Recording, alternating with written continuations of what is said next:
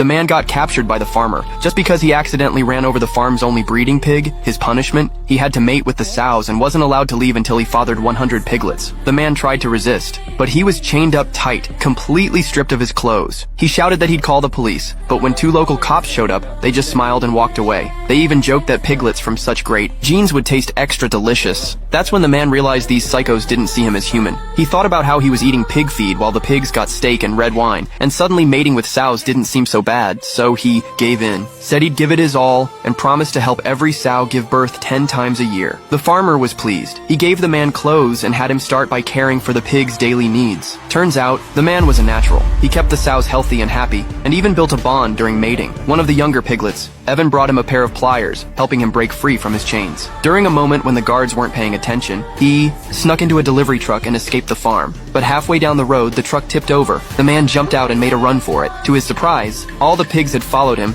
They couldn't bear to leave him behind, but he didn't have time for emotional goodbyes. While running, he fell right into one of the farmer's traps. Just when he thought it was all over again, the same little piglet came back, this time with a rope, pulling him out of the pit. It even used its teeth to unlock his collar. The man was deeply moved. He swore to take the pigs with him and never abandon them, even if he never married. From then on, they traveled by day, rested by night. When wolves howled in the distance, the man stayed up to guard the pigs. But one day, while passing through a cornfield, he heard a gunshot. Following the sound, he saw it was the farmer. He wanted revenge, but his time with the pigs had softened him. Instead, he helped the farmer back home and accepted his fate, living on the farm, breeding pigs. But then the farmer grabbed his hand. Turns out the farmer's daughter had fallen for him long ago. All the pig breeding duties, just a test of character. A few months later, they got married, but the little piglet, now grown, couldn't accept it. With a sorrowful look, it turned and walked into the forest alone, ready to spend the rest of its life in solitude.